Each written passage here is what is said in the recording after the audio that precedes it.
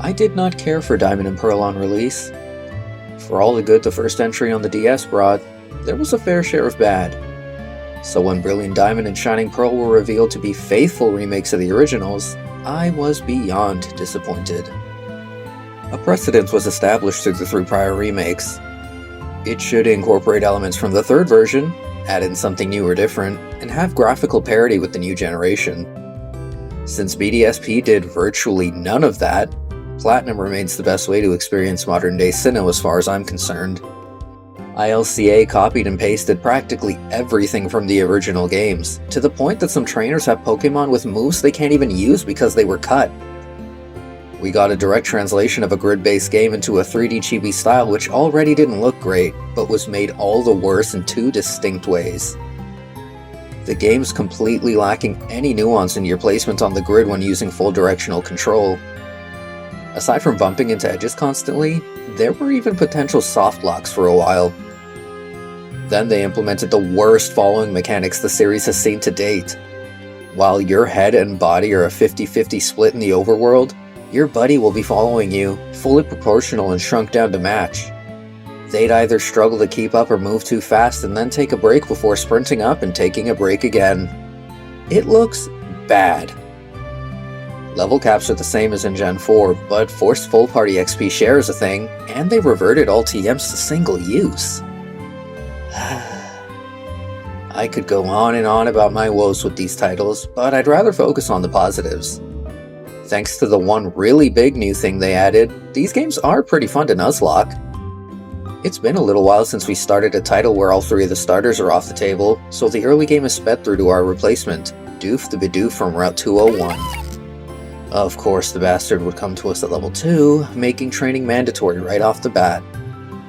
Afterwards, Mihawk the Starly from Lake Verity and Larxene the Shinx from Route 202 join and power up on our way to Jubilife. With the Poketch on hand, or wrist rather, we head up to Route 204 and catch Rose the Badoo, our saving grace for the eventual Orberg gym battle.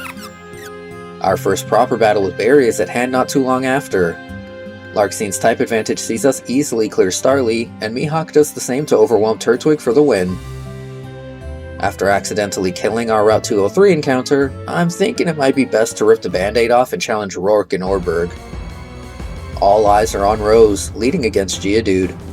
Holding a Quick Claw for insurance, we use Absorb to OHKO after 1 growth. I use Worry Seed to remove Onyx's sturdiness, then boost with growth again to guarantee another KO. Finally, Cranidos is out. The Quick Claw procs and Absorb hits hard, but misses the mark. Cranidos returns fire with Headbutt and gets healed, but not enough to prevent our next Absorb from getting the KO and the win. Mihawk evolves into Staravia as we grab our first badge, heading back into Orberg Gate and catching Muffy the Magikarp. This is definitely a good opportunity to see a Magikarp all the way through to the end. Dawn and I get uppity with some Galactic grunts in Jubilife, and Larxene evolves into Luxio as we make the trek to Floroma Town. Offering a great break glass in case of emergency moment, there are NPCs that will just hand you a Mew and a Jirachi for having other Pokemon game save data on your Switch. Bearing in mind the rule that lets me use a legend once, I'll be keeping that freebie in my back pocket in case of disaster, focusing on Team Galactic for now. We continue to score up with grunts, gaining access to the Valley Windworks for our first Commander battle. Even with Rivalry powering her up, Larxene requires 2 hits to KO Zubat. When the imposing Perugly is sent out, I pivot to Mihawk, intimidating it as we trade.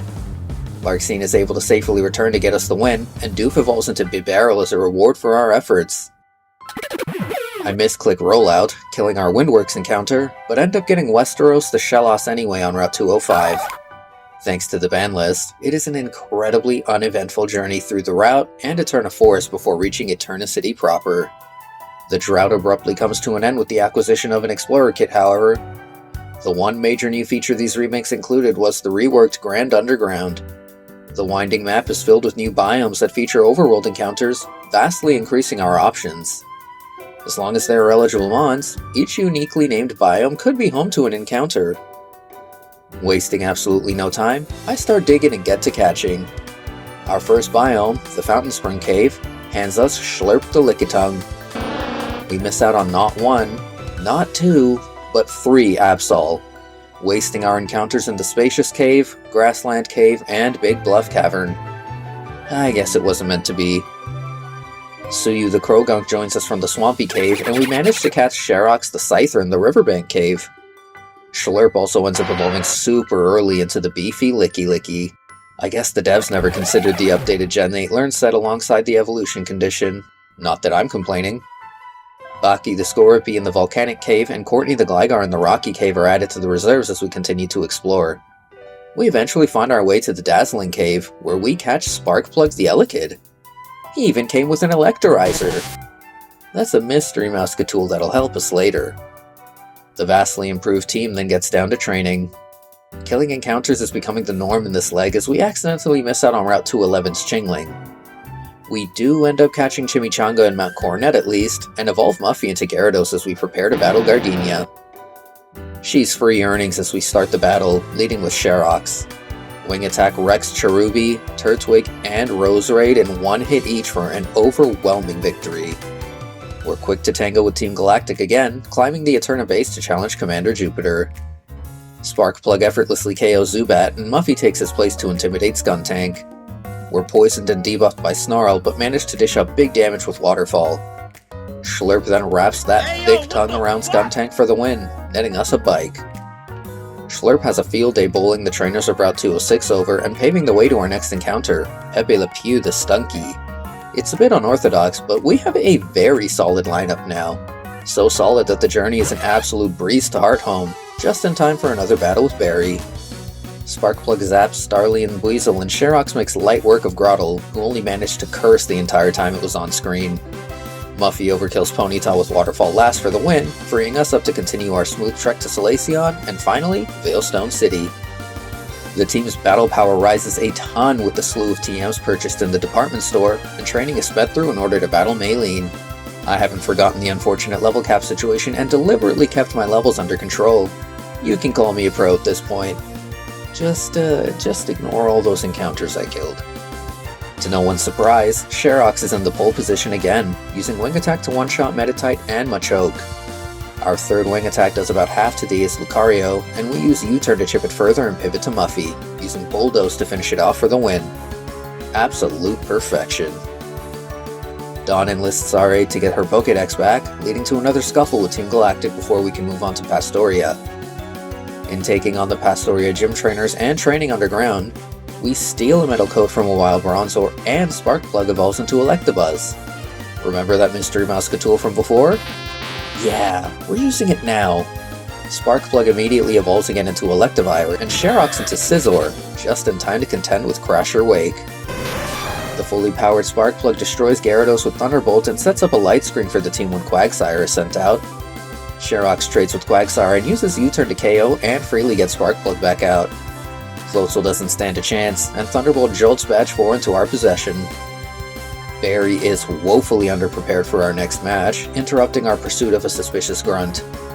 Oh yeah, Barry, can you tell that I raised him to be tough? Get out of the way, we have to stop a terrorist. Pepe Le Pew takes charge over the next stretch of battles, primed to be our anchor in battle with Fantina soon. After beating up the millionth Galactic Grunt, delivering Cynthia's Ultron to Grandma in Celestic Town, and taking on nearby trainers, Pepe Le Pew finally evolves into Skuntank. His power is immediately put to good use, clearing the gym trainers and the way to Fantina. Sparkplug goes first though, using Thunderbolt to OHKO Drifblim without activating Aftermath. Psychic does massive damage to Gengar before we're confused, but we power through and connect again for the KO. Pepe finally comes forth and lands a nasty Sucker Punch on Mismagius for badge number 5. There are no distractions on our way to Canalave for the next badge, save for another match with Barry. His team is slowly getting better as we go, but is still no match for ours. Sparkplug alone deals with Staravia, Heracross, and Buizel before the others get a turn. Muffy waterfalls Ponyta, and Pepe Le Pew torches Grottle repeatedly with Flamethrower for the win. But he never stood a chance, even if our HP dropped low. Taking on Canalave Gym's trainers leads to our final evolution, as Suyu finally becomes Toxicroak. Whatever training remains is completed underground, and Byron is soon up to bat. Pepe Le Pew is our lead this time, using Night Slash to OHKO Bronzor. Steelix sets up Sandstorm as I pivot into Muffy, using Aqua Tail for massive damage. The quad effective Thunderfang does decent damage, but we outpace the Iron Danger Noodle to get the KO. Sparkplug absorbs the baited Thunderbolt from Bastiodon, then I pivot to Suyu, using Drain Punch to easily outdamage the Dino for the win. Team Galactic's terror plot begins with the explosion at Lake Valor, spurring us all into action. I say all, implying Dawn, Barry, and I all do things, but we know by now that only our efforts matter. First up is Saturn at Lake Valor. Kadabra gets its lights bullet punched out by Sherox before we U-turn to Muffy, wrecking Toxicroak with Bulldoze and Crunch. We bail Dawn out of trouble at Lake Verity, taking Mars on next. Sparkplug T-bolts Golbat and leaves the cleanup of Perugly and Bronzor to Muffy for the win. Intimidate is just too damn good. The long and snow-trodden path to Snow Point is next on the menu, powering the team up a great deal ahead of our next gym battle. Good grief, Candace's 3D model is tragic! Thankfully we don't have to look at it too long, as Sherox, Oko, Snover, and Sneasel cuts it close against Medicham, and then Oko's Abomasnow for the win. Thank goodness it didn't know Ice Shard. For all his talk, poor Barry got wrecked by Jupiter, forcing us to chase her back to Veilstone. We speed blitz the grunts in the way, forcing a confrontation with Cyrus at last. Sparkplug's Thunderbolt continues to wreak havoc, getting the Oko on Murkrow and Golbat. Sneasel is then shattered by Bullet Punch for the win. Keeping up the momentum, we quickly dispatch Saturn, freeing the Lake Guardians. Hiking up Mount Coronet leads to the climax of our story. First, Barry and I team up to battle Mars and Jupiter. Our combined efforts are more than enough to deal with the commanders, even though their Skuntank poisoned practically everyone. Sparkplug admires the surrounding view as we battle Cyrus, taking care of Honchkrow. I don't want to risk him on the 1% chance that we don't Oko Gyarados, so I pivot to Muffy, using Dragon Dance and Crunch to KO safely. With the boosts, we outspeed to Oko Crobat and Weavile with Aqua Tail, and throw a Master Ball in Dialga's general direction to wrap the conflict up neatly. Time to get the last badge! Sparkplug uses Bulldoze to 2-hit KO Raichu to start, wasn't expecting a Shuka Berry. I pivot into Muffy to intimidate Ambipom, baiting a Thunderbolt in the process. Sparkplug soaks it up and lands an Affection-induced crit to KO. Octillery is naturally wrecked immediately afterwards, leaving Luxray for last. We do good damage with Bulldoze, but are dropped too low to stay in. Pepe Le Pew uses 2 well-placed Sucker Punches to get the KO and the win.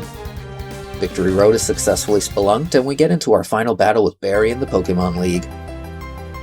Barry's Staraptor isn't one-shot this time, using a Focus Sash to hang on, but it only sets up the sun before going down. Muffy intimidates Torterra on entry, and we land 2 Aqua Tails before being roared into Suyu. Going right back into Muffy, Roar pulls Schlurp into action this time, and Ice Beam finishes the job.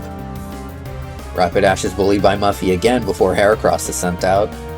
But he goes for Swords Dance, but Sherox dishes out way too much damage for that to be a concern.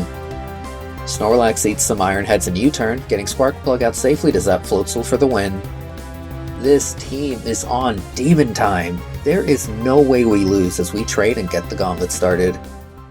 That being said, Aaron is a scary first member to face with no obvious course of action. The play I decide to go with is Sherox boosting to the max with Swords Dance and aiming for a sweep. Leftovers mostly offsets Dustox's damage, and once we're at +6, we let the Iron Head rip. Dustox goes down easy, but Heracross and Beautifly both outspeed before going down. Thankfully Vespiquen doesn't, but we're in no condition to deal with Drapion. I send Muffy out to intimidate, and we're able to outpace the Scorpion Accordion to KO and win. Battling Bertha is a lot more cut and dry. Schlurp goes first, eventually landing Power Whip and Ice Beam to KO Quagsire. Another Power Whip does good damage to Sudowoodo, who uses a Citrus Berry right away, but the damage was still enough for Sherox's Iron Head to clean up. I use Iron Head to scout what Whiscash will do, and eventually U-turn into Schlurp. Chesto Resto brings us back into fighting shape, and Power Whip takes Whiscash down. Golem hits hard with Earthquake, we hit hard with Ice Beam, and Muffy finishes it with Aqua Tail. Affection is starting to pop up more and more, as we dodge Hippowdon's attack before getting the KO and the win. Can't you guys love me a little less? I want the wins to be fully earned. The Fire user Flint's up next, landing a first turn Hypnosis as we try to set up. I didn't want to use the Chesto Berry so soon, but beggars cannot be choosers. After several dumbass turns of Hypnosis hitting and Muffy shaking it off out of love, We finally get boosted enough to start the sweep. Earthquake KOs Rapidash, Aqua Tail KOs Steelix and Lopunny, Crunch KOs Drifblim, and I pivot into Spark Plug to negate Infernape's Thunder Punch. I know it has a sash, so the pivot was necessary. The Monkey and Spark Plug are both dropped low in the exchange, and Infernape somehow still outspeeds Muffy to scare us with Thunder Punch before going down. Oof, that was close. Like we did with Aaron, Sherox leads and looks to boost up against Mr. Mime, offsetting some damage with leftovers. At +6, even Reflect can't save Mr. Mime. Medicham and Girafarig go down to Iron Head, and Alakazam is bullet punched off the screen. With Reflect no longer in play, U-turn crits Bronzong for the KO. We're deathless ahead of the champion, a scenario we found ourselves in many times before. BDSP Cynthia is built different though. Not only is she rocking that menacing team, but the devs cranked her team's power up with proper stats, items, and movesets. With some small tweaks of my own, there's nothing left to do but try. Sherox starts to boost up, taking big damage from Spiritomb's attacks. At +4, X-Scissor one-shots, and the Shell Bell kicks in. We're able to cleave Gastrodon and punch Roserade, healing a great deal. Lucario hard walls us though, so I pivot into Suyu. Aurasphere crits, which sucks, but then we're also outsped and KO'd by Flash Cannon. Damn it! Muffy takes over, using Dragon Dance and then Earthquake to KO. When Milotic is sent out, I take a chance and set up some more. Even with a crit, our boosted Earthquake fails to KO the Marvel Scale enhanced Milotic. Thanks to the full restore cleansing the burn though, we're able to power through and get the KO eventually. Garchomp doesn't even have a chance to act as Aqua Tail connects immediately afterwards, bringing this leg to a close. I'm not even that mad we lost Suyu. Our run was phenomenal the whole way through. Sure, it would have been nice to go deathless, but only one with the list of available mons as small as it is worth celebrating. As always, Nuzlocking elevated the experience of what would otherwise be a dull and maligned game. The Magikarp, Lickitung, Croagunk, Scyther, Elekid, and Stunky lines joined the ban list after a very strong group performance. Let's see what Shining Pearl has in store for us next time.